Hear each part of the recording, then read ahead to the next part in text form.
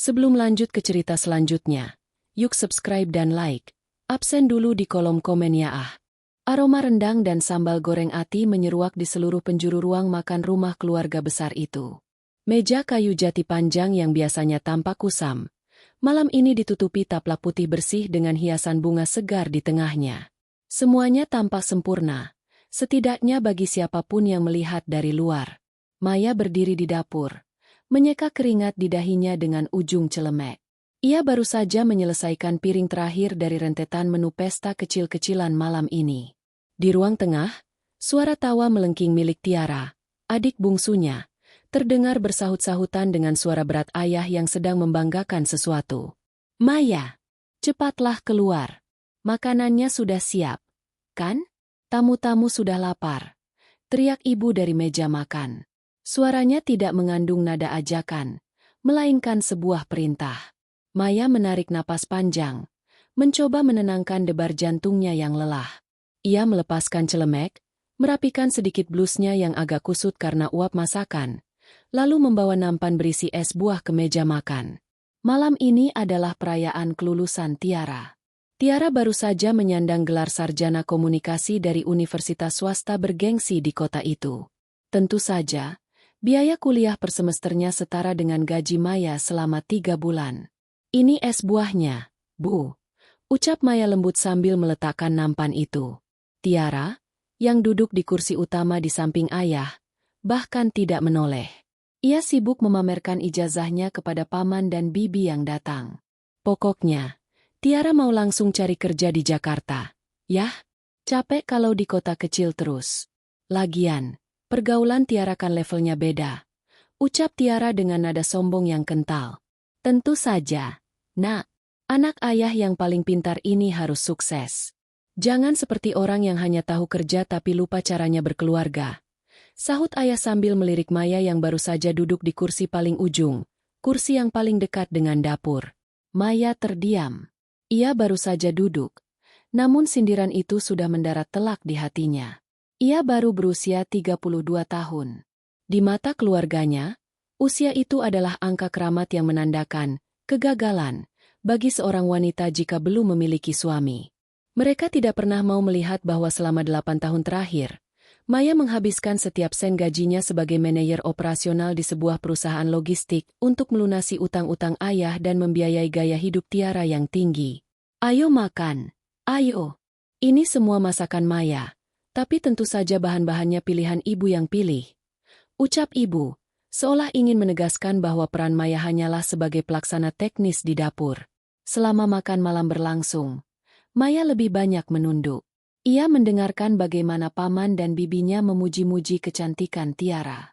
"Wah, Tiara ini sudah pintar, cantik lagi. Pasti setelah ini banyak yang melamar. Tidak seperti kakaknya, ya? Terlalu sibuk kerja sampai lupa dandan," celetuk bibi Lastri sambil mengunyah rendang yang dimasak Maya dengan teliti selama 4 jam. Maya meremas serbet di bawah meja. Lupa dandan? Ia ingin sekali berteriak bahwa alasan ia tidak membeli skincare mahal atau baju bagus adalah karena uangnya habis untuk membayar cicilan mobil yang sekarang dipakai Tiara untuk bergaya dengan teman-temannya. Namun, Maya tetap diam. Ia sudah terbiasa menjadi martir yang tak terlihat. "Iya, Bei," Tiara menimpali sambil melirik kakaknya dengan tatapan meremehkan. "Makanya Tiara nanti mau cari suami yang kaya juga, supaya hidupnya nggak kayak Kak Maya. Pergi pagi pulang malam, tapi bajunya itu-itu saja. Kasihan, kan? Hidupnya cuma buat kerja, tapi nggak ada yang nungguin di rumah." Tawa kecil pecah di meja makan. Ayah dan ibu ikut tersenyum.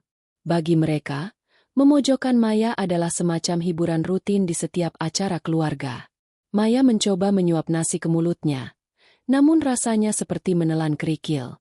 Tenggorokannya tercekat. Maya menatap ayahnya. Pria yang dulu sangat ia hormati itu kini tampak begitu asing. Ayah adalah orang pertama yang meminta Maya melepaskan beasiswa S2-nya ke luar negeri hanya karena Tiara butuh uang pangkal masuk kuliah. Saat itu, Maya mengalah demi keluarga. Ia pikir, pengorbanannya akan dihargai. Namun nyatanya, Pengorbanan yang dilakukan terus-menerus seringkali dianggap sebagai kewajiban yang lumrah, bukan lagi sebuah kebaikan. Sudah. Jangan terlalu mengejek Maya, ucap ibu. Namun nada suaranya sama sekali tidak membela. Maya itu sebenarnya mau nikah. Cuma mungkin gak ada yang mau sama dia karena terlalu kaku. Terlalu banyak mengatur uang. Jadi laki-laki pada takut. Kembali. Tawa pecah. Kali ini lebih keras. Maya menatap piringnya yang masih penuh. Ia teringat betapa lelahnya ia minggu ini. Ia baru saja menyelesaikan audit besar di kantornya. Pulang jam 10 malam setiap hari. Dan tadi pagi ia harus bangun jam 5 subuh untuk belanja ke pasar demi pesta ini. Semua uang belanja malam ini, mulai dari daging sapi premium hingga buah-buahan impor, berasal dari dompetnya. Bahkan kado kalung emas yang melingkar di leher Tiara saat ini adalah hadiah dari Maya. Namun, di meja ini, di tengah orang-orang yang seharusnya paling mencintainya, Maya merasa seperti orang asing yang sedang membayar untuk dihina. Tiara kemudian menyesap minumannya, lalu memandang Maya dengan tatapan yang sangat menyakitkan. Ia merasa berada di atas angin karena hari ini adalah harinya.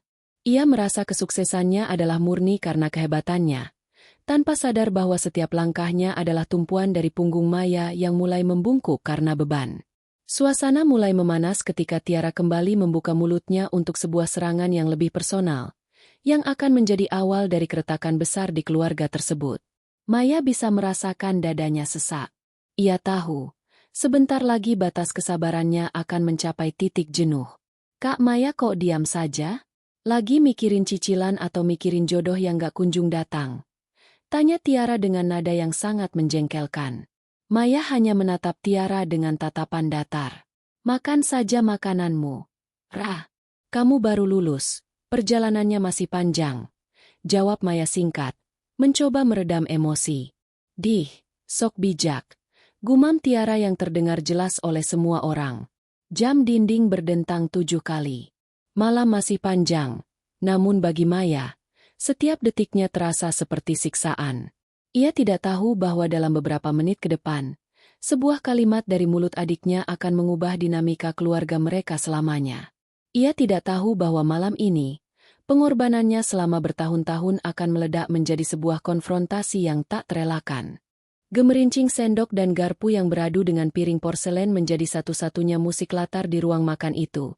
Sebelum akhirnya Tiara kembali memecah suasana dengan tawa yang dibuat-buat. Ia merasa menjadi bintang utama malam ini, dan menurutnya, seorang bintang membutuhkan pelayan atau setidaknya seseorang untuk dijadikan bahan lelucon agar sinarnya tampak lebih terang. Tiara menggeser kursi jatinya dengan kasar, menimbulkan bunyi derit yang memekakan telinga. Ia menatap Maya yang masih terduduk kaku di ujung meja. Lagi pula, Kak, lanjut Tiara. Suaranya naik 1 oktav agar seluruh kerabat yang hadir bisa mendengar jelas. Aku tuh kasihan lihat Kak Maya. Hari ini kan perayaanku. Tapi kakak malah pasang muka suram begitu. Apa karena iri ya? Lihat aku yang masa depannya cerah begini. Maya mendongak. Matanya yang lelah menatap sang adik. Iri? Untuk apa aku iri? Rah? Aku senang kamu lulus. Jawab Maya datar. Meski hatinya terasa seperti diremas. Ah, masa? Mukanya nggak bisa bohong. Kak. Tiara terkekeh. Lalu menoleh ke arah ibu yang sedang asyik mengunyah kerupuk. Bu, lihat deh Kak Maya. Penampilannya makin hari makin kayak ibu-ibu kantoran yang frustrasi. Kalau begini terus, wajar saja kalau nggak ada laki-laki yang mau mendekat. Ibu tertawa kecil, menutupi mulutnya dengan tangan. Hus, kamu ini kalau ngomong suka benar. Sahut ibu tanpa beban. Bukannya membela anak sulungnya. Ibu justru menambah minyak pada api yang mulai menyala di dada Maya. Ayah, yang sedari tadi sibuk dengan ponsel barunya, yang juga dibelikan oleh Maya sebulan lalu, ikut menimpali. Ya memang benar kata Tiara. Maya, kamu itu harusnya belajar dari adikmu. Dia tahu cara membawa diri, tahu cara menyenangkan orang. Kamu terlalu kaku. Laki-laki itu cari istri yang bisa bikin senang. Bukan yang kerjanya cuma menghitung angka dan cemberut tiap pulang kantor. Maya merasa oksigen di ruangan itu mendadak hilang. Setiap kata yang terlontar dari mulut orang tua dan adiknya adalah sembilu yang menyayat harga dirinya. Mereka bicara seolah-olah Maya adalah beban. Seolah-olah keberadaannya di rumah itu hanyalah sebagai pelengkap yang gagal. Tiara, yang merasa mendapat dukungan penuh dari orang tua mereka, semakin berani. Ia berdiri, memegang gelas sirupnya tinggi-tinggi seolah ingin melakukan toas. Namun, matanya tertuju tajam pada Maya dengan kilat penghinaan yang tak lagi disembunyikan. "Oh, aku tahu kenapa kakak begini," seru Tiara dengan nada mengejek yang sangat kental. "Pasti kakak lagi sedih karena di umur segini rumah ini tetap terasa sepi, kan? Kak, jujur deh sama kita semua di sini." Tiara menjeda kalimatnya, memberikan efek dramatis. Semua mata tertuju padanya, termasuk paman dan bibi yang mulai berbisik-bisik. "Mana suami dan anak-anakmu? Mana?" Tiara tertawa terbahak-bahak. Tawanya terdengar sangat nyaring dan meremehkan. "Oh iya, aku lupa. Kan nggak punya. Jangankan anak, calon suami saja mungkin nggak ada yang mau melirik kalau melihat kakak yang makin tua dan membosankan begini." Tawa pecah di meja makan. Ayah tertawa sampai bahunya berguncang. Ibu ikut terpingkal-pingkal hingga matanya berair. Bahkan paman dan bibi, yang selama ini hidupnya juga sering dibantu Maya, ikut tersenyum sinis. Bagi mereka, serangan Tiara adalah lelucon segar yang menghidupkan suasana pesta. Di tengah riuhnya tawa itu, Maya merasa dunia di sekelilingnya bergerak melambat. Ia menatap wajah-wajah yang sangat ia kenal itu satu persatu. Wajah ayah yang setiap bulan ia kirimi uang obat dan pulsa. Wajah ibu yang perhiasannya baru saja ditebus Maya dari pegadaian. Dan wajah Tiara, adik yang ia rawat sejak kecil, yang uang kuliah, skripsi, hingga baju wisudanya berasal dari potongan jatah makan siang Maya di kantor. Dada Maya bergemuruh. Rasa panas menjalar dari perut hingga ke kerongkongannya. Ini bukan sekadar lelucon. Ini adalah pengkhianatan. Selama bertahun-tahun ia memendam lelah, menelan pahitnya lembur, dan mengabaikan keinginan pribadinya demi memastikan keluarga ini tetap berdiri tegak. Dan inilah balasannya? Menjadi bahan tertawaan karena ia belum menikah? Maya mengepalkan tangannya di bawah meja hingga buku-buku jarinya memutih. Tawa Tiara masih berdenging di telinganya. Seolah-olah suara itu adalah palu yang menghantam martabatnya berkali-kali. "Kenapa diam, Kak? Marah ya? Kan aku cuma bercanda." "Tapi ya, fakta sih." Tiara menyeka air mata akibat tertawa terlalu keras. Masa depan kakak itu suram. Cuma sendirian, nggak ada yang sayang, cuma jadi perawan tua di rumah ini. Orang tua mereka masih tersenyum-senyum, menunggu reaksi Maya yang biasanya hanya akan diam, masuk ke kamar, dan menangis sendirian. Mereka mengira malam ini akan berakhir seperti biasa, dengan Maya yang mengalah. Namun, sesuatu dalam diri Maya pecah. Batas kesabarannya yang selama ini setebal baja, malam ini hancur berkeping-keping. Maya tidak menangis. Ia justru perlahan meletakkan sendoknya di atas piring dengan suara denting yang cukup keras untuk menghentikan tawa di ruangan itu. Ia menarik napas sangat dalam, lalu mengembuskannya dengan perlahan. Suasana yang tadinya bising mendadak berubah menjadi sunyi yang mencekam. Maya mengangkat wajahnya. Matanya yang biasanya redup karena kelelahan, kini berkilat tajam dan dingin. Ia menatap Tiara lurus-lurus, sebuah tatapan yang belum pernah ia tunjukkan sebelumnya. Tatapan yang membuat tawa Tiara tiba-tiba tercekik di tenggorokan. "Sudah selesai tertawanya?" tanya Maya dengan suara yang sangat tenang, namun memiliki tekanan yang berat. Tiara berdehem, mencoba mengembalikan keberaniannya. Ya kalau kakak tersinggung. Itu urusan kakak. Kan aku cuma ngomong kenyataan." Maya tersenyum tipis. Sebuah senyum yang tidak sampai ke mata. Ia kemudian beralih menatap ayah dan ibunya yang mendadak berhenti tertawa, dan mulai merasa tidak nyaman dengan perubahan atmosfer di ruangan itu. "Anak dan suami, ya?" gumam Maya. Ia kemudian berdiri dari kursinya, membuat semua orang di meja makan mendongak menatapnya.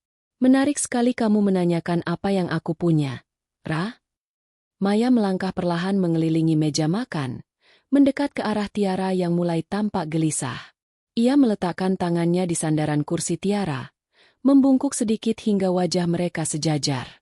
Sekarang, giliranku bertanya, bisik Maya, namun suaranya terdengar jelas ke seluruh penjuru ruangan. Mana uangmu? Mana hasil jerih payahmu untuk pesta ini? Mana uang untuk baju indah yang kamu pakai sekarang? Tiara mengerutkan kening. Mulutnya terbuka ingin membalas. Namun Maya tidak memberinya celah. Oh iya, aku lupa. Ucap Maya meniru nada bicara Tiara tadi, lengkap dengan senyum sinis yang mematikan. Kan kamu nggak punya uang. Selama ini kan aku yang membiayaimu. Aku yang memberimu makan. Aku yang membayar kuliahmu. Bahkan aku yang memastikan ayah dan ibu bisa tertawa kenyang malam ini. Iya kan? Keheningan yang mencekam menyelimuti ruangan. Suara detak jam dinding tiba-tiba terdengar seperti dentuman keras. Wajah Tiara memucat, dan tawa orang tua mereka hilang tanpa bekas, menyisakan ketakutan yang mulai merayap. Suara Maya yang tenang namun tajam itu menggantung di udara seperti kabut dingin yang membekukan seisi ruangan. Tiara, yang beberapa detik lalu masih terpingkal-pingkal, kini mematung dengan mulut setengah terbuka. Garpu yang dipegangnya berdenting pelan saat bersentuhan dengan piring porselen. Tanda tangannya gemetar. Ayah berdehem, mencoba memecah kecanggungan yang menyesakkan. Maya, sudahlah.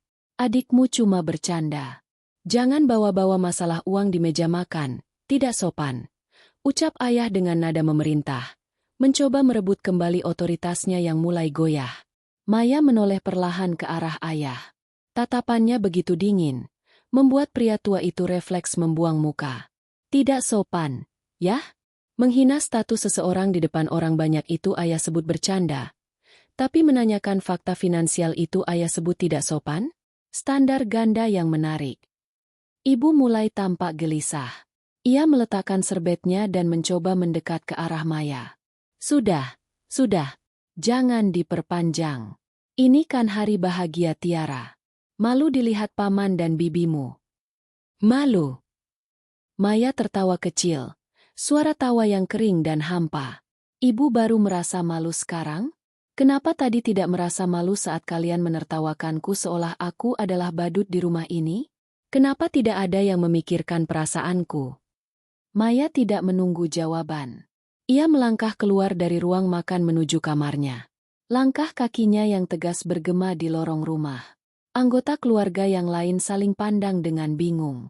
Paman dan bibi hanya bisa menunduk, pura-pura sibuk dengan sisa makanan di piring mereka, merasa terjebak dalam drama yang tidak mereka duga. Beberapa saat kemudian, Maya kembali. Ia tidak lagi membawa gelas atau nampan, melainkan sebuah buku catatan bersampul kulit hitam yang sudah agak kusam dan sebuah map coklat berisi tumpukan kwitansi. Ia meletakkan benda baca itu dengan dentuman keras di tengah meja makan, tepat di depan ijazah Tiara yang masih dipamerkan. Apa ini, Maya? Jangan kekanak-kanakan, bentak ayah, meski suaranya mulai terdengar ragu. Ini adalah harga dari tawa kalian malam ini, jawab Maya dingin. Ia membuka buku itu. Bab 1. Pendidikan Tiara. Uang pangkal, uang semesteran dari tahun pertama sampai lulus, biaya praktikum, hingga biaya wisuda minggu depan.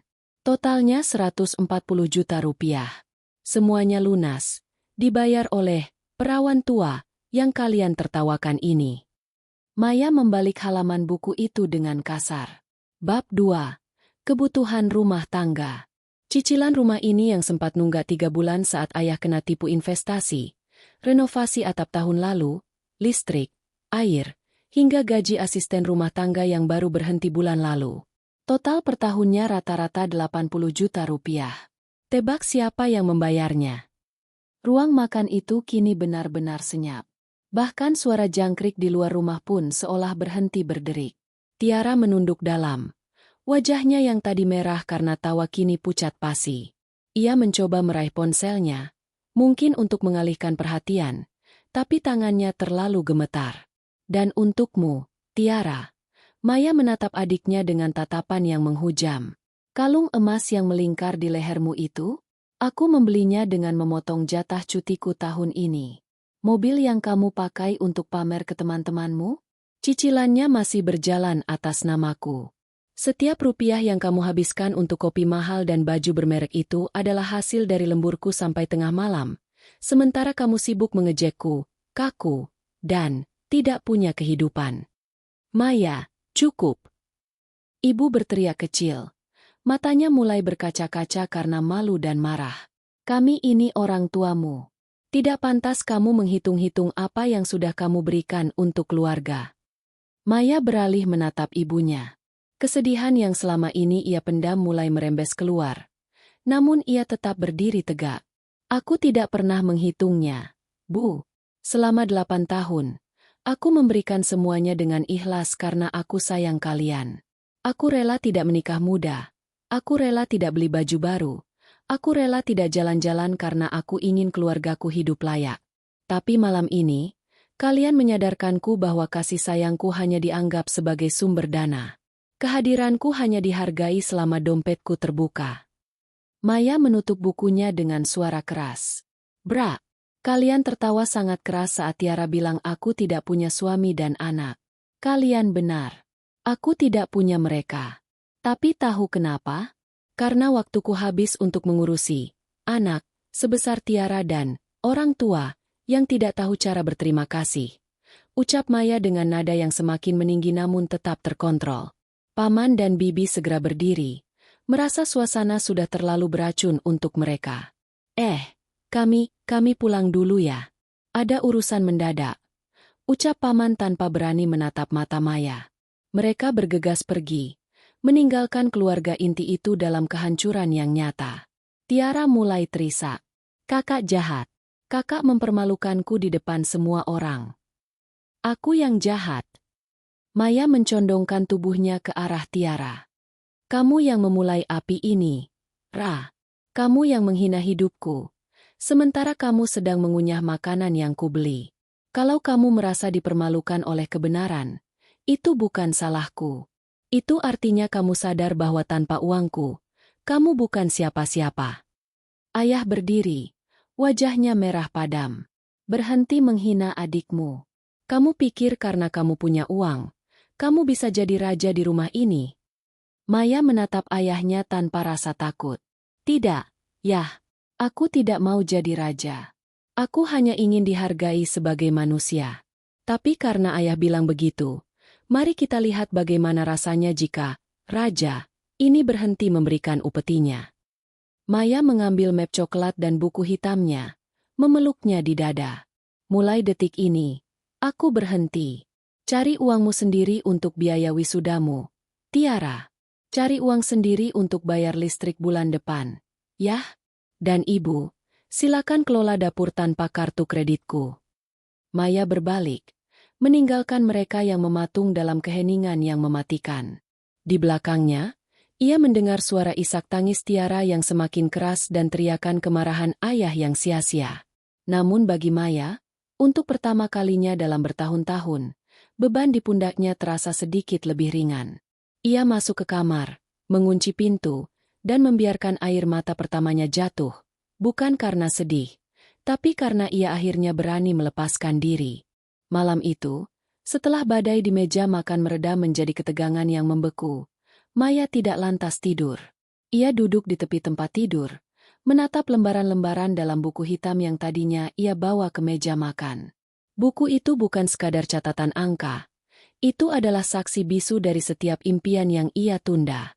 Di sana tercatat tanggal di mana ia seharusnya membayar uang muka untuk kursus desain di Paris. Namun malah diganti dengan tulisan, biaya rumah sakit ayah. Di halaman lain, ada coretan tentang tabungan liburan yang akhirnya berubah menjadi uang muka mobil Tiara. Di luar kamar, suasana rumah terasa asing.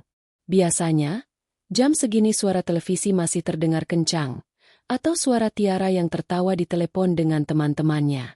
Namun malam ini, hanya ada kesunyian yang berat.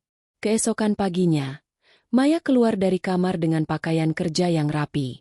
Ia tidak lagi menuju dapur untuk menyiapkan sarapan seperti biasanya. Ia langsung menuju pintu depan.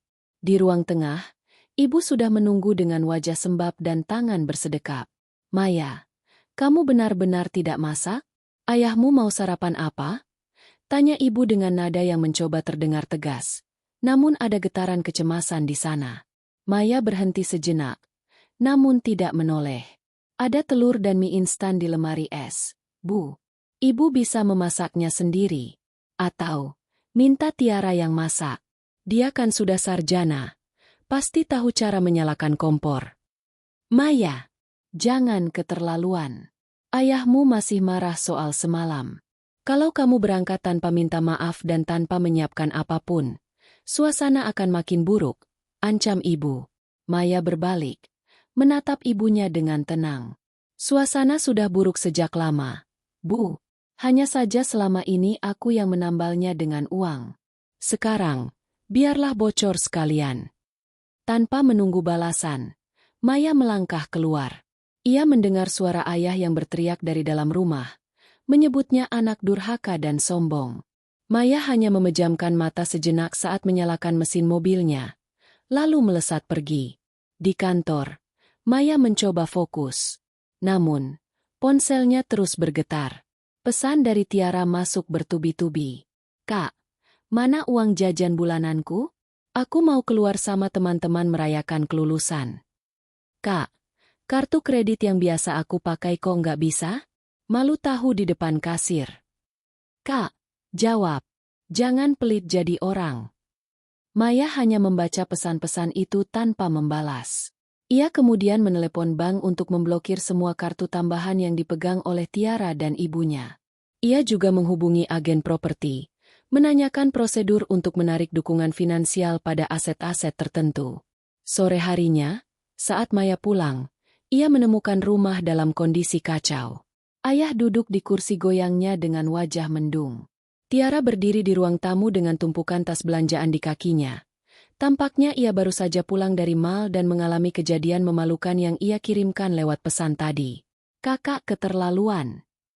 Tiara menghambur ke arah Maya saat kakaknya baru saja melangkah masuk. Kenapa kartu itu diblokir? Aku hampir saja dilaporkan ke security karena nggak bisa bayar belanjaan tadi. Kakak sengaja mau bikin aku malu. Ya. Maya meletakkan tas kerjanya di meja. Bukannya kamu bilang aku, perawan tua yang tidak punya masa depan? Kenapa kamu masih mengharapkan uang dari orang yang kamu anggap suram? Itu kan cuma bercanda. Kakak baperan banget sih, teriak Tiara. Wajahnya memerah. Kalau itu bercanda, maka keputusanku memblokir kartu itu juga bisa kamu anggap bercanda, kan? Lucu, bukan? Balas Maya telak. Ayah bangkit dari kursinya, berjalan mendekati Maya dengan langkah berat. Maya, ayah peringatkan. Kamu sudah melampaui batas. Kamu menghina adikmu, kamu menelantarkan ibumu, dan sekarang kamu memutus aliran uang ke rumah ini. Kamu pikir kamu siapa? Kamu masih anak di rumah ini. Maya menarik napas panjang. Ia membuka tasnya, mengeluarkan map coklat yang sama dengan semalam, lalu membentangkannya di atas meja ruang tamu. Aku bukan siapa-siapa. Yah, aku hanya orang yang selama ini memastikan ayah bisa duduk tenang di kursi itu tanpa memikirkan utang. Lihat ini. Maya menunjuk sebuah dokumen.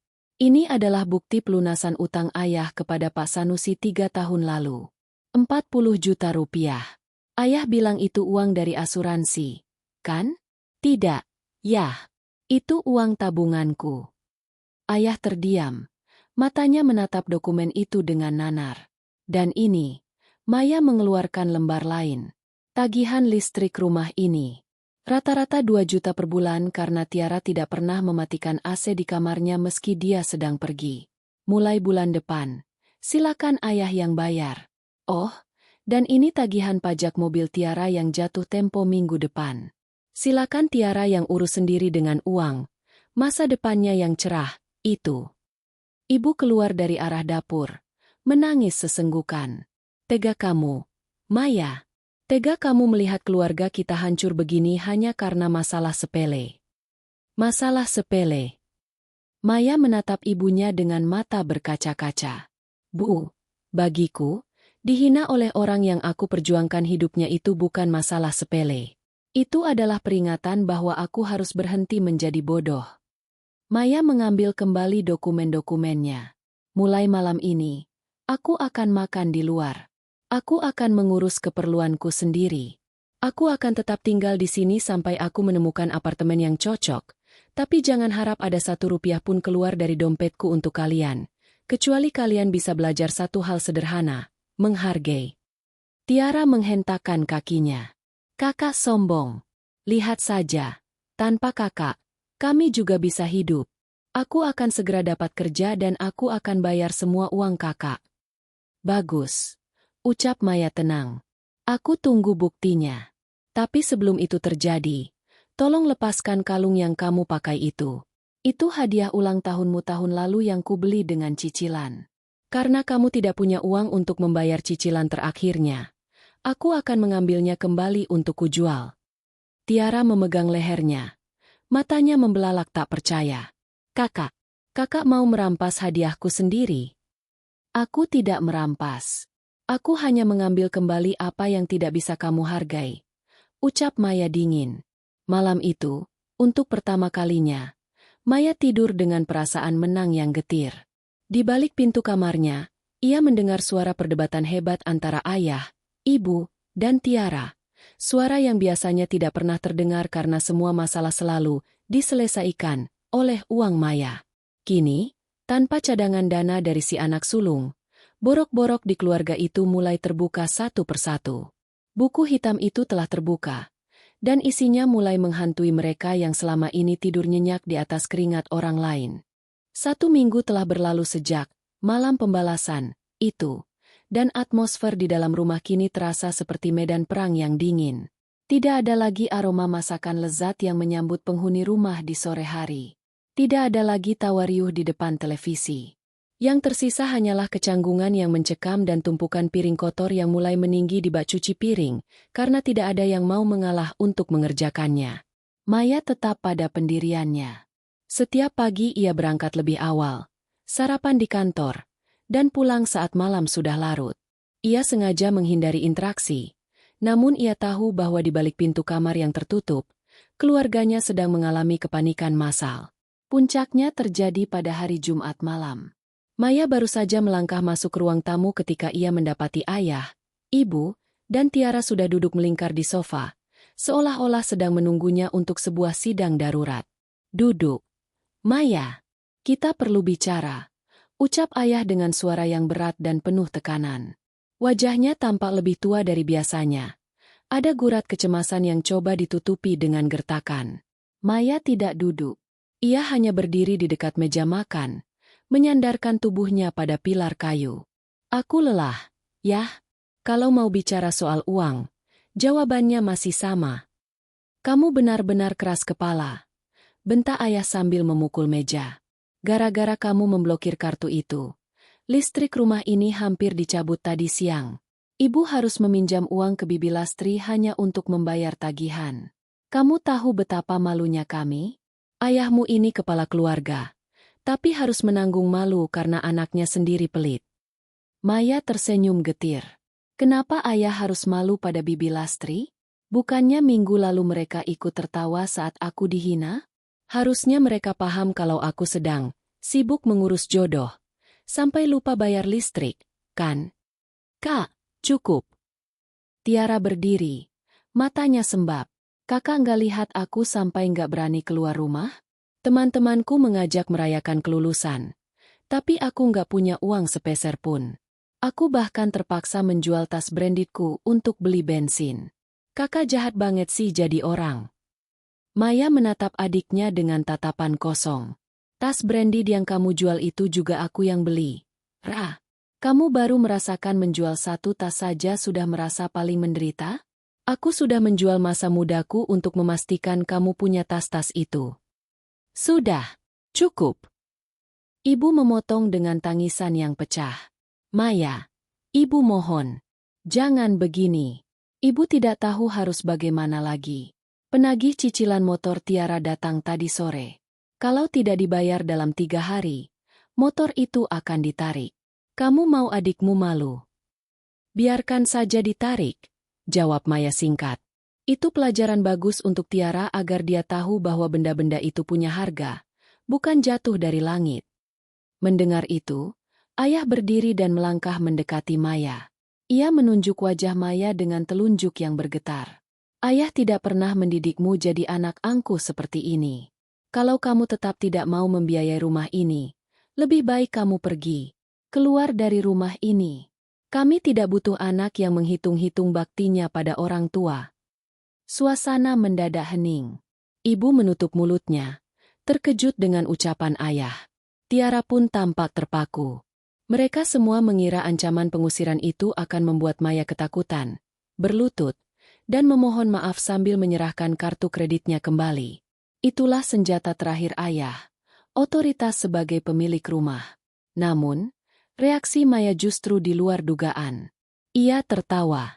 Bukan tawa mengejek, melainkan tawa lega yang menyedihkan. Keluar. Maya menatap ayah dengan mata yang mulai berkaca-kaca.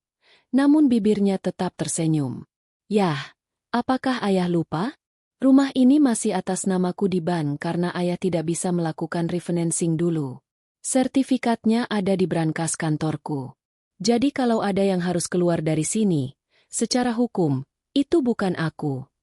Ayah tertegun. Mulutnya terkunci. Ia baru teringat akan fakta medis dan finansial beberapa tahun lalu saat rumah ini hampir disita bank dan Mayalah yang mengambil alih cicilannya dengan jaminan gajinya. Tapi tenang saja, lanjut Maya. Suaranya kini bergetar karena emosi yang tertahan. Aku tidak sejahat itu. Aku memang berniat pergi. Aku sudah menyewa apartemen dekat kantor. Aku akan pindah besok pagi. Maya menatap satu persatu anggota keluarganya. Kalian bilang aku sombong karena punya uang? Baiklah, mulai besok, mari kita lihat bagaimana kalian bertahan dengan kerendahan hati kalian tanpa uangku. Ayah, silakan gunakan uang pensiun ayah yang kecil itu untuk cicilan rumah. Ibu, silakan atur uang belanja dari hasil Tiara bekerja. Itu pun kalau dia mau bekerja, bukan cuma meratap. Maya, jangan begitu, nak. Ibu mencoba meraih tangan Maya, namun Maya menghindar. Terlambat, Bu. Penyangkalan kalian bahwa aku adalah tulang punggung rumah ini sudah berakhir. Kalian selalu bilang aku, perawan tua, yang tidak punya siapa-siapa, kan? Baiklah, aku akan pergi mencari siapa-siapa, itu untuk diriku sendiri. Aku tidak mau lagi menjadi mesin ATM yang hanya diingat saat saldonya ada, tapi diinjak-injak saat orangnya ada. Tiara mulai menangis kencang. Kak, jangan pindah. Nanti siapa yang bayar biaya wisudaku? Aku mau wisuda minggu depan, Kak. Maya menatap Tiara dengan tatapan paling menyakitkan yang pernah ia berikan. Gunakan ijazahmu itu untuk meminjam uang, Ra. Atau mintalah pada orang tua yang tadi ikut menertawakanku bersamamu. Bukannya kalian tim yang kompak. Maya berbalik dan masuk ke kamarnya, membanting pintu dengan keras. Di dalam kamar, ia langsung terduduk di lantai, mendekap lututnya, dan menangis tanpa suara. Sakit sekali rasanya diusir dari tempat yang ia bangun dengan keringatnya sendiri. Namun, di balik rasa sakit itu, ada bara api yang menyala. Sebuah tekad bahwa ia tidak akan pernah membiarkan dirinya dihinakan lagi oleh siapapun, bahkan oleh darah dagingnya sendiri.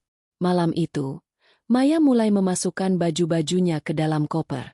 Di ruang tamu, ia masih bisa mendengar suara ayahnya yang masih mencoba menyangkal kenyataan dengan berteriak. Biarkan saja dia pergi. Paling juga seminggu lagi dia merangkak pulang karena kesepian. Maya hanya tersenyum di dalam kegelapan kamarnya. Kita lihat saja, yah, kita lihat saja siapa yang akan merangkak lebih dulu. Pagi itu, suasana rumah terasa seperti pemakaman. Tidak ada aroma kopi yang biasanya Maya siapkan. Tidak ada suara denting panci yang menjadi alarm alami bagi penghuni rumah. Maya keluar dari kamarnya dengan 2 koper besar dan sebuah tas jinjing. Ia tidak berpamitan dengan suara yang keras. Ia hanya meletakkan kunci cadangan di atas meja ruang tamu, tepat di samping ijazah Tiara yang kini tampak seperti selembar kertas tanpa harga. Aku berangkat. Ucap Maya singkat saat melihat ibunya berdiri di ambang pintu dapur dengan mata sembab. Ayah tetap bergeming di depan televisinya yang mati. Sementara Tiara mengunci diri di kamar. Tidak ada yang menjawab. Maya melangkah keluar, menutup pintu rumah itu, dan merasakan udara pagi yang entah mengapa terasa lebih ringan di paru-parunya. 1 minggu pertama di apartemen barunya adalah masa transisi yang aneh bagi Maya. Apartemen itu tidak besar, namun bersih, modern, dan yang terpenting, tenang. Tidak ada yang menuntutnya memasak, tidak ada yang menyindir status lajangnya, dan tidak ada yang merongrong dompetnya. Namun, di rumah lama, badai yang sesungguhnya baru saja dimulai. Ujian pertama datang pada hari Selasa. Listrik di rumah itu benar-benar padam. Ayah, yang selama ini menganggap urusan tagihan adalah urusan otomatis yang dilakukan Maya, baru menyadari bahwa listrik butuh uang sungguhan setelah ia mencoba menyalakan AC namun gagal. Tiara, mana ponselmu? Hubungi kakakmu. Kenapa listriknya mati? Teriak ayah dari ruang tengah yang mulai panas. Tiara keluar dengan wajah frustrasi. Kak Maya memblokir nomor kita. Yah, aku sudah coba telepon pakai nomor baru, tapi begitu dia dengar suaraku, langsung diputus. Aku juga nggak punya uang buat isi token. Yah, sisa uangku cuma cukup buat beli mie instan tadi pagi. Ibu duduk di lantai dapur sambil mengipasi dirinya dengan koran bekas. Ibu sudah bilang, kita jangan terlalu keras pada Maya. Sekarang lihat, air pun mati karena pompanya pakai listrik. Kita mau mandi pakai apa? Ego ayah masih terlalu tinggi. Jangan manja. Kita punya tabungan darurat di lemari, kan? Ambil itu. Ibu tertawa getir. Sebuah tawa yang penuh keputusasaan. Tabungan apa? Yah? Uang di lemari itu sudah ibu pakai bulan lalu untuk menutupi biaya salon Tiara dan cicilan kartu kredit ibu yang bunganya membengkak. Kita benar-benar tidak punya uang tunai. Kehampaan mulai merayap. Tanpa bantuan Maya, rumah itu seperti mesin raksasa yang kehilangan bahan bakarnya. Tiara, yang biasanya menghabiskan waktu dengan berdandan dan bermain media sosial, kini sibuk mencari cara agar ponselnya tetap menyala. Ia terpaksa pergi ke minimarket terdekat hanya untuk menumpang mengisi daya baterai ponsel, menanggung malu saat ditatap sinis oleh penjaga toko karena ia duduk berjam-jam tanpa membeli apapun. Puncaknya adalah saat hari wisuda Tiara tiba. Seharusnya, ini adalah hari paling membahagiakan bagi Tiara. Ia sudah membayangkan akan dijemput dengan mobil yang mengkilap, memakai kebaya rancangan desainer, dan makan siang mewah bersama keluarga setelah prosesi. Namun kenyataannya, pagi itu ia bangun di rumah yang gelap dan pengap. Mobil yang biasa ia pakai sudah ditarik oleh debt collector 2 hari sebelumnya, karena Maya berhenti membayar cicilannya. Yah, aku harus ke kampus sekarang. Bagaimana ini? Tangis Tiara pecah. Ia memakai kebaya lama yang sedikit sempit. Wajahnya riasan sendiri yang berantakan karena ia menangis terus-menerus. Kita naik angkot saja, Ra, ucap ibu lirih. Naik angkot? Ibu gila? Teman-temanku semua bawa mobil. Ada yang disewa, ada yang punya sendiri. Aku mau ditaruh di mana mukaku kalau turun dari angkot di depan gedung wisuda. Teriak Tiara egois. Kalau begitu tidak usah berangkat. Bentak ayah yang juga sudah kehilangan kesabaran karena perutnya keroncongan. Akhirnya, Tiara berangkat dengan ojek daring. Itu pun setelah ibu merelakan cincin kawinnya untuk dijual ke toko emas pinggir jalan demi biaya transportasi dan makan hari itu. Di gedung wisuda, Tiara merasa seperti pecundang. Saat teman-temannya memamerkan buket bunga raksasa dan hadiah mewah dari kakak atau orang tua mereka, Tiara berdiri sendirian di sudut ruangan. Orang tuanya tidak bisa datang karena tidak punya uang untuk ongkos dan pakaian yang layak. Ia menatap layar ponselnya, melihat unggahan terbaru di media sosial Maya. Kakaknya mengunggah foto sedang menikmati fine dining dengan rekan-rekan kerjanya. Wajahnya tampak segar dan bahagia. Tidak ada gurat kelelahan yang biasa Tiara lihat. Mana kakakmu? Katanya dia manajer sukses. Kok enggak datang? Tanya seorang teman Tiara dengan nada penasaran. Tiara hanya bisa tersenyum kaku, menahan tangis yang menyesak di dada. Dia sedang dinas keluar kota. Bohongnya. Malam harinya, rumah itu semakin mencekam. Kelaparan mulai menyiksa mereka.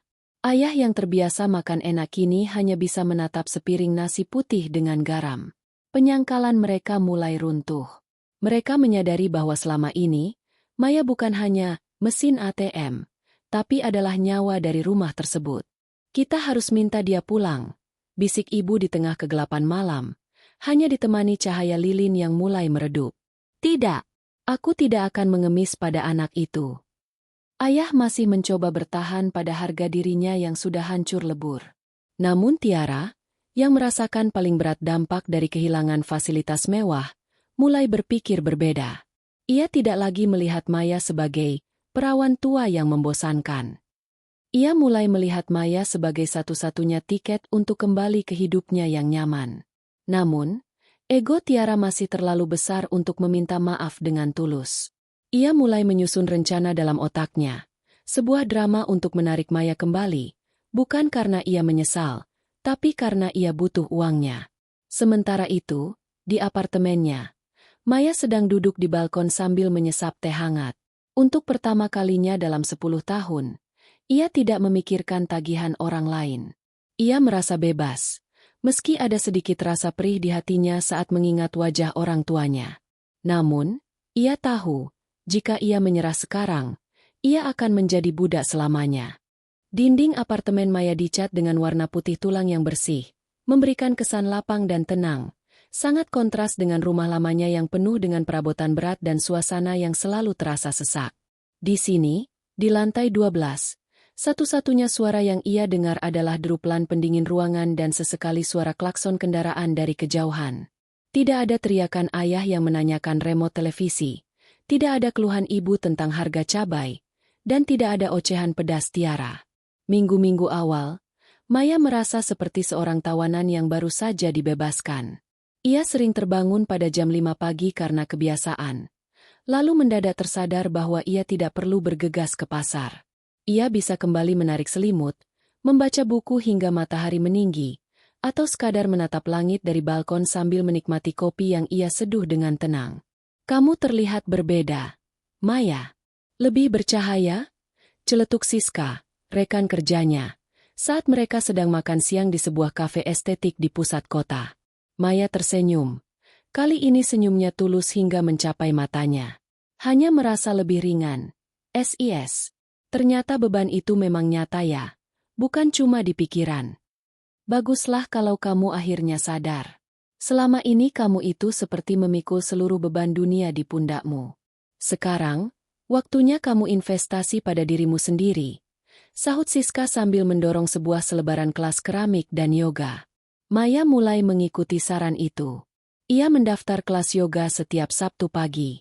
Di sana, ia bertemu dengan orang-orang baru yang tidak tahu apa-apa tentang latar belakang keluarganya. Mereka tidak memandangnya sebagai si sulung yang harus berkorban, melainkan sebagai Maya, wanita karir yang berbakat dan menyenangkan. Selain yoga, Maya juga mulai memperhatikan penampilannya. Ia pergi ke salon, memotong rambutnya menjadi model bob yang elegan, dan membeli beberapa set pakaian dengan warna-warna yang lebih berani. Ia bukan lagi Maya yang memakai baju itu-itu saja demi menghemat uang untuk cicilan mobil Tiara. Kini, ia adalah wanita yang menghargai jerih payahnya sendiri. Suatu sore di kelas keramik, ia bertemu dengan seorang pria bernama Adrian. Adrian adalah seorang arsitek yang memiliki tawa yang menenangkan. Mereka sering duduk bersebelahan. Tangan mereka sama-sama berlepotan tanah liat. Membuat sesuatu dari awal itu butuh kesabaran. Ya. Ujar Adrian suatu kali sambil memperbaiki bentuk vasnya. Sama seperti hidup. Kadang kita harus menghancurkan bentuk yang salah untuk membuat sesuatu yang benar-benar kokoh. Maya tertegun mendengar kalimat itu. Benar. Kadang kita terlalu takut menghancurkan yang lama karena itu satu-satunya yang kita tahu. Padahal itu sudah rusak sejak lama.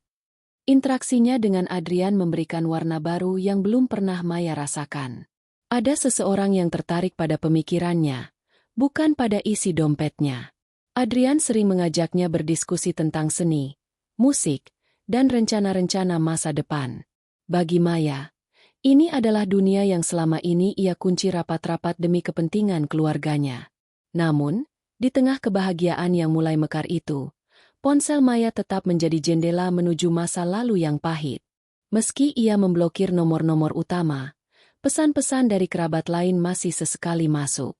Bibi Lastri, yang dulu ikut tertawa di meja makan, kini mengirim pesan bernada menceramahinya. Maya, kasihan orang tuamu. Listrik mereka sudah mati 5 hari. Ayahmu sakit karena terlalu banyak pikiran. Jangan jadi anak durhaka hanya karena masalah sepele. Maya menarik napas panjang dan segera menghapus pesan itu. Dulu, pesan seperti ini akan membuatnya merasa bersalah dan langsung mengirimkan sejumlah uang. Namun kini, ia hanya merasa hambar. Ia tahu ayah mungkin memang stres. Tapi itu adalah konsekuensi dari sikap mereka sendiri. Jika mereka benar-benar sayang, mereka akan menelepon untuk meminta maaf, bukan mengirim orang lain untuk menagih uangnya. Suatu malam, Maya mencoba mencari tahu kondisi rumah lewat akun media sosial Tiara yang tidak ia blokir. Ia hanya mematikan notifikasinya. Ia melihat Tiara mengunggah foto dirinya sedang duduk di kegelapan dengan hanya cahaya lilin, lengkap dengan keterangan foto. Ternyata yang sedarah pun bisa membiarkan kita mati kelaparan. Dunia memang kejam. Maya tersenyum sinis. Tiara masih memainkan peran korban. Ia sama sekali tidak menyebutkan bahwa ia membiarkan lilin itu menyala di rumah yang cicilannya masih dibayar oleh orang yang ia sebut kejam itu. Maya menutup ponselnya. Ia tidak akan terpancing. Keesokan harinya, Adrian mengajaknya makan malam. Di sana, di bawah lampu gantung yang temaram, Adrian menatap Maya dengan serius. Maya, aku merasa kamu sedang menahan sesuatu yang besar. Kalau kamu butuh teman bicara, aku di sini. Maya terdiam sejenak. Lalu untuk pertama kalinya, ia menceritakan semuanya. Tentang pengorbanan 8 tahun, tentang penghinaan di meja makan, dan tentang buku hitam yang ia bawa. Adrian mendengarkan tanpa memotong. Kamu tidak jahat, Maya, ucap Adrian setelah Maya selesai bercerita. Kamu hanya sedang menetapkan batasan. Orang-orang yang terbiasa menikmati fasilitasmu tanpa syarat akan selalu menganggap batasanmu sebagai sebuah kejahatan.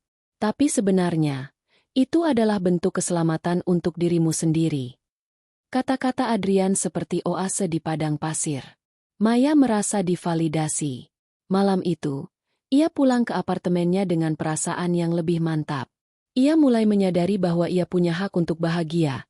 Ia punya hak untuk memiliki suami dan anak di masa depan jika ia mau. Tapi itu semua tidak boleh menjadi senjata bagi orang lain untuk menghinanya. Namun, kedamaian Maya terancam pecah ketika ia mendapati sebuah pesan singkat dari nomor yang tidak ia kenal. Pesan yang nampaknya berasal dari ibunya yang meminjam ponsel orang lain. Maya, besok ada orang bank datang ke rumah. Mereka bilang rumah ini akan disegel kalau tidak ada pembayaran darurat. Tolong. Nak, ini satu-satunya tempat tinggal kami. Ibu janji kami akan minta maaf. Tapi tolong selamatkan rumah ini dulu. Maya menatap layar ponselnya cukup lama. Ada pergolakan di batinnya. Namun, ia teringat suara tawa mereka malam itu. Ia teringat kalimat Tiara. Mana suami dan anak-anakmu? Maya mengetik balasan singkat untuk pertama kalinya. Minta maaf tidak butuh uang, Bu. Dan rumah itu tidak akan disegel jika Tiara mulai mencari kerja. Aku tidak akan mengirim sepeser pun sampai aku melihat ada perubahan nyata, bukan hanya tangisan. Ia menekan tombol kirim dan meletakkan ponselnya dengan tangan yang sedikit bergetar. Ia tahu, drama ini akan segera memasuki babak yang lebih besar. Keluarganya tidak akan menyerah begitu saja untuk menyeretnya kembali ke dalam lumpur yang mereka buat sendiri.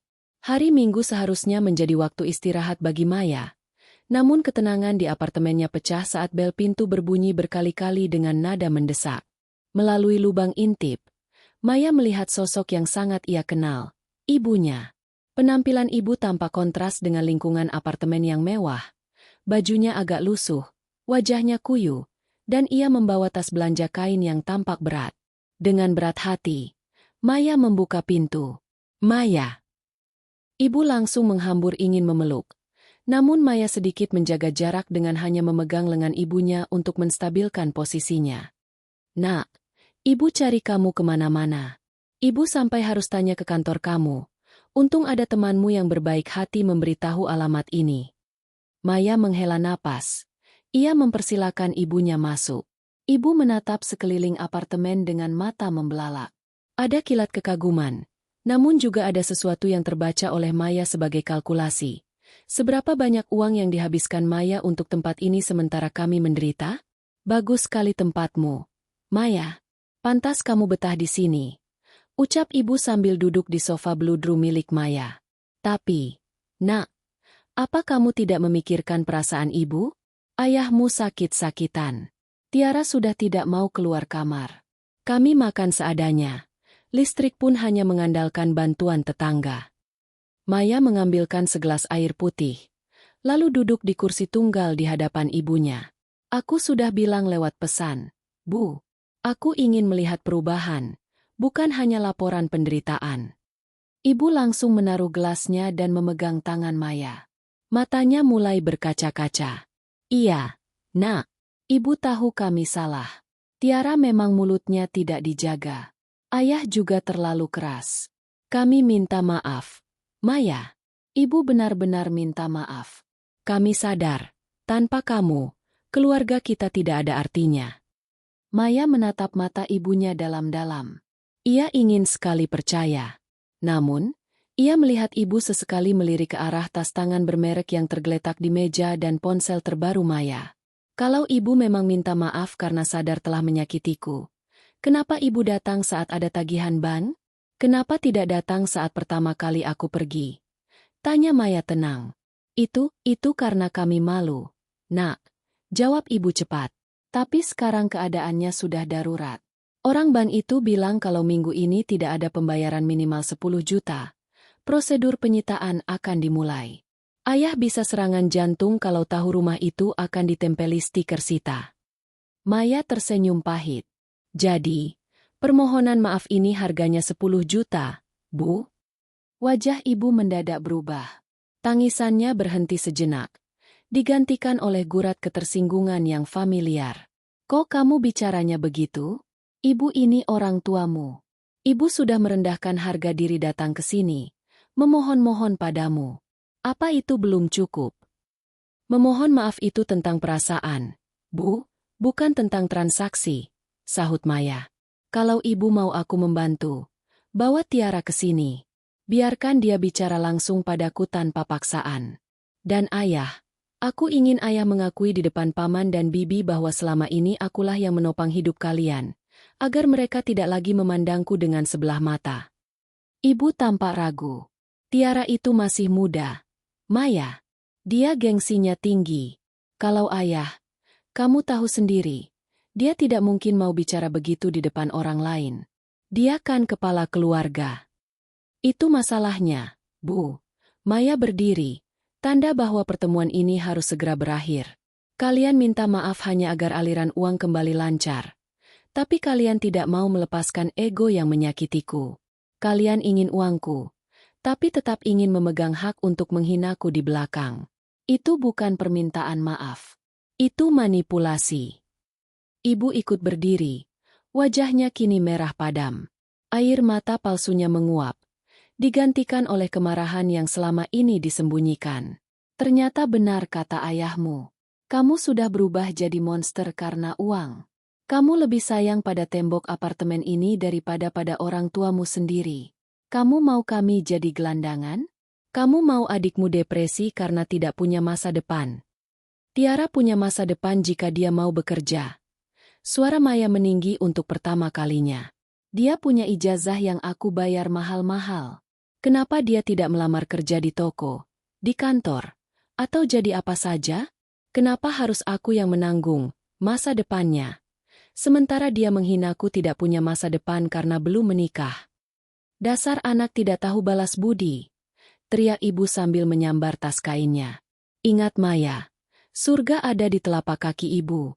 Kamu tidak akan pernah bahagia di atas penderitaan kami. Ibu melangkah keluar dengan kasar, membanting pintu apartemen Maya hingga menimbulkan dentuman yang memilukan. Maya terhuyung kembali ke sofanya. Jantungnya berdegup kencang. Ia merasa sesak. Namun ada sebuah kejelasan yang muncul dari balik kemarahan ibunya tadi. Ternyata dugaannya benar. Permohonan maaf itu hanyalah akting. Ibunya datang sebagai utusan untuk mengambil uang, bukan untuk membawa damai. Malam itu, Maya tidak menangis seperti biasanya. Ia mengambil ponselnya dan mengirimkan sebuah kontak agen penyalur kerja ke nomor Tiara, lalu mematikan ponselnya.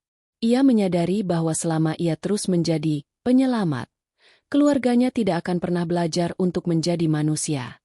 Ia harus membiarkan mereka menghadapi konsekuensi dari perbuatan mereka sendiri, meskipun itu berarti membiarkan rumah masa kecilnya terancam. Di tengah keheningan, ia teringat Adrian. Ia mengirim pesan singkat lewat laptopnya. "Kamu benar, Adrian. Menetapkan batasan memang membuat orang lain menganggap kita monster.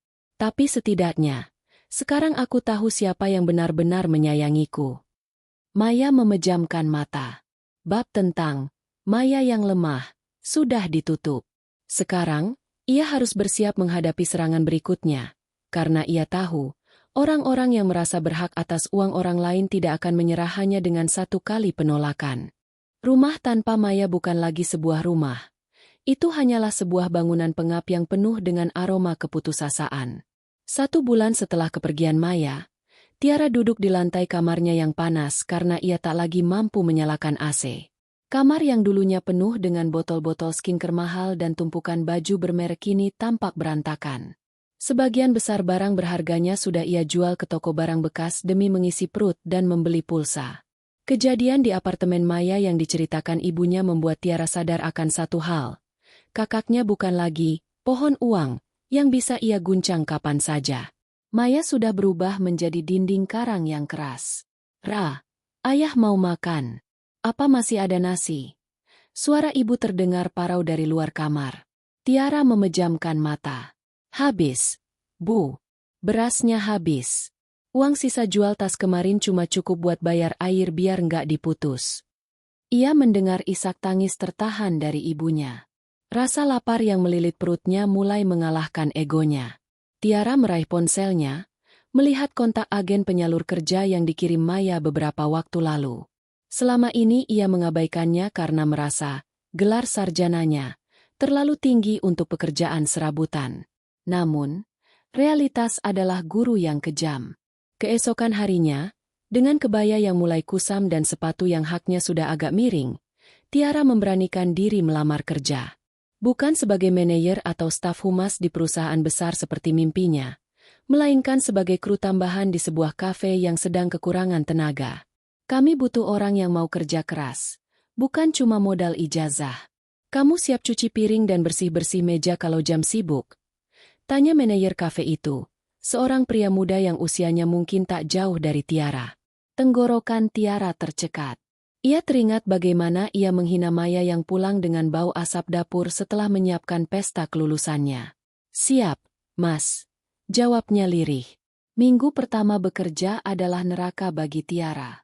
Tangannya yang biasanya halus kini mulai kasar dan kemerahan karena deterjen pencuci piring. Kakinya terasa seperti mau copot karena harus berdiri selama 8 jam penuh.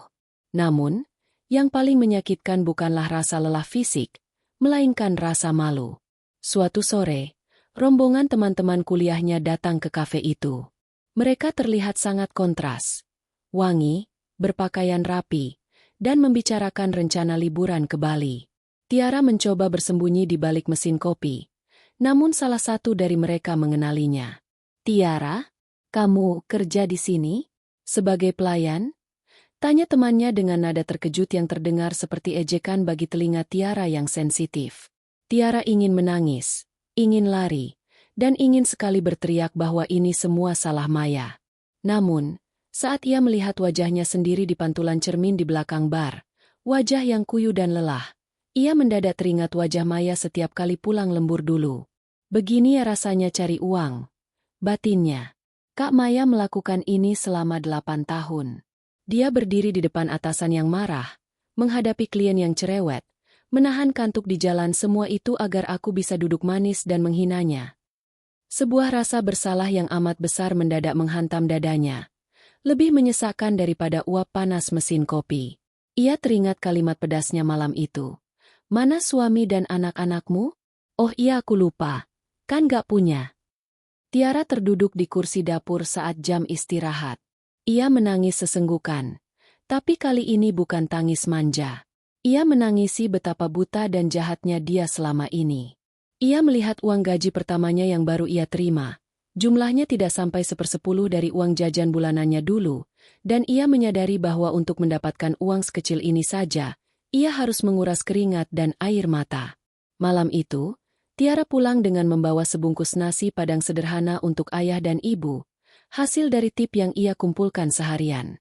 Ia mendapati ayahnya sedang duduk di ruang tamu yang gelap, menatap foto keluarga mereka 10 tahun lalu. "Yah," panggil Tiara pelan. "Tiara hari ini kerja. Ini ada makanan." Ayah menatap makanan itu, lalu menatap tangan Tiara yang bengkak. Pria tua itu tertunduk. "Ayah yang salah, Ra. Ayah membiarkan kamu jadi anak manja, dan ayah sendiri jadi pria tua yang tak tahu diri. Ayah membiarkan Maya memikul semuanya sendiri sampai dia muak." Ibu keluar dari kamar dan ikut duduk di lantai. Mereka bertiga makan dalam diam, ditemani cahaya lilin.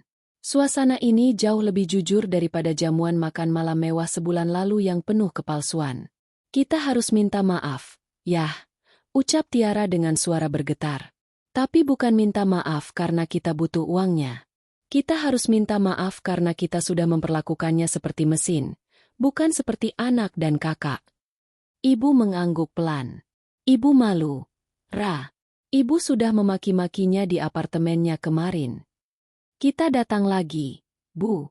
Tapi kali ini, kita jangan bawa tagihan. Kita bawa hasil kerja Tiara, meski cuma sedikit," kata ayah dengan suara yang lebih lembut. Selama beberapa minggu berikutnya, Tiara terus bekerja keras. Ia mulai belajar mengatur keuangan rumah tangga yang sangat minim. Ia belajar mematikan lampu yang tidak perlu, memasak bahan makanan seadanya, dan yang paling penting, ia mulai belajar menghargai setiap rupiah. Di sisi lain kota, Maya memantau dari jauh. Siska memberitahunya bahwa ia melihat Tiara bekerja di kafe. Maya merasa sebuah beban berat yang menempel di hatinya selama bertahun-tahun perlahan mulai terkikis. Ia tidak butuh uang Tiara. Ia hanya butuh Tiara tahu bagaimana rasanya menjadi dirinya. Maya menyadari bahwa pukulan yang ia berikan ternyata adalah obat terbaik bagi keluarganya. Tanpa kekejaman yang ia tunjukkan, Tiara akan tetap menjadi parasit dan orang tuanya akan tetap menjadi penonton yang egois. Kini, babak baru akan segera dimulai. Bukan babak tentang siapa yang punya uang, tapi babak tentang bagaimana membangun kembali puing-puing kasih sayang yang sudah mereka hancurkan sendiri. Minggu sore itu, langit Jakarta berwarna jingga keemasan. Maya sedang duduk di balkon apartemennya bersama Adrian, mendiskusikan rencana pameran keramik yang akan mereka kunjungi bulan depan. Untuk pertama kalinya dalam hidupnya, Maya merasa memiliki kendali penuh atas hari esoknya. Tidak ada rasa cemas yang menghantui saat ponselnya berdering.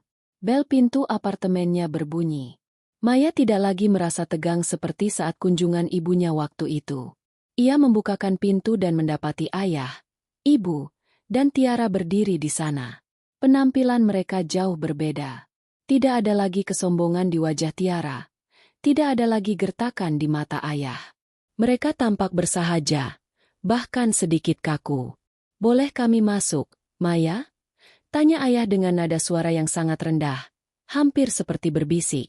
Maya melirik ke arah Adrian yang mengangguk sopan dan pamit ke area dapur untuk memberi mereka ruang pribadi. Maya mempersilakan mereka duduk. Keheningan menyelimuti ruangan itu selama beberapa saat. Namun kali ini bukan keheningan yang mematikan, melainkan keheningan yang penuh dengan kata-kata yang sulit diungkapkan. Tiara adalah yang pertama bergerak. Ia mengeluarkan sebuah amplop kecil dari tasnya dan meletakkannya di atas meja di hadapan Maya. "Apa ini?" tanya Maya tenang. Itu uang gaji pertamaku, Kak." Suara Tiara bergetar. "Cuma sedikit. Jauh dari kata cukup buat ganti rugi apa yang sudah kakak kasih selama ini. Tapi aku mau kakak tahu kalau aku sudah mulai kerja di kafe. Aku sudah tahu rasanya berdiri 8 jam cuma buat dapat uang yang dulu sering aku hambur-hamburkan." Tiara menunduk. Air matanya jatuh membasahi tangannya yang kini tampak kasar dan tidak lagi memakai perhiasan. "Kak, aku minta maaf. Kata-kataku malam itu. Aku benar-benar jahat. Aku menghina kakak karena aku iri. Aku iri melihat kakak begitu hebat dan mandiri, Sementara aku cuma parasit yang gak tahu diri. Tolong maafkan aku, Kak. Ibu ikut memegang tangan Maya, kali ini dengan genggaman yang tulus, tanpa ada lirikan ke arah barang-barang mewah di ruangan itu. Ibu juga minta maaf. Nak, ibu sudah jadi ibu yang gagal karena cuma tahu cara menuntut. Ibu datang ke sini kemarin hanya karena takut miskin, bukan karena takut kehilangan kamu. Ibu menyesal sekali. Ayah, pria yang selama ini menjadi simbol otoritas yang tak tersentuh di rumah, menarik napas panjang. Ia menatap Maya dengan mata yang berkaca-kaca. Maya, ayah sudah menceritakan semuanya pada paman dan bibimu. Ayah bilang pada mereka bahwa rumah itu berdiri karena kamu. Ayah bilang bahwa ayah adalah kepala keluarga yang gagal karena membiarkan anak sulungnya menderita sendirian. Ayah tidak minta kamu kembali membiayai kami. Ayah cuma ingin anak ayah kembali. Kalau kamu masih mau menganggap kami keluarga. Melihat air mata ayahnya, pertahanan terakhir di hati Maya runtuh. Ia tidak lagi melihat mereka sebagai musuh atau beban. Ia melihat mereka sebagai manusia yang baru saja bangun dari tidur panjang yang egois. Maya ikut menangis. Namun kali ini air matanya terasa membersihkan, bukan menyesakkan.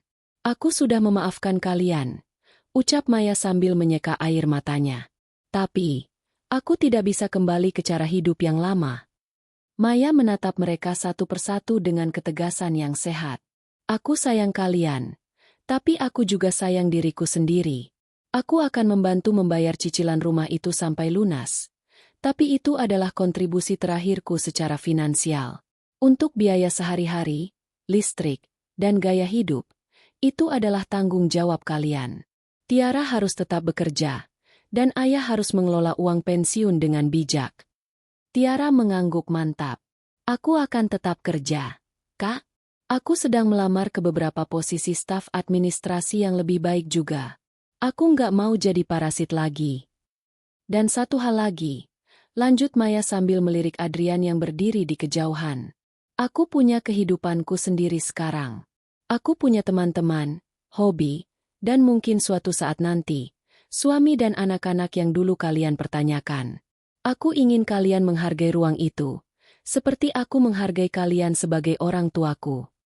Pertemuan sore itu berakhir dengan pelukan keluarga yang paling jujur yang pernah Maya rasakan. Tidak ada lagi kepalsuan di atas meja makan. Sebelum pulang, ayah menjabat tangan Adrian dan memberikan senyum restu yang tulus. Sesuatu yang dulu Maya pikir tidak akan pernah ia dapatkan tanpa mahar, uang yang besar. Setelah mereka pergi, Maya berdiri di balkon, menatap lampu-lampu kota yang mulai menyala. Ia merasa bebas.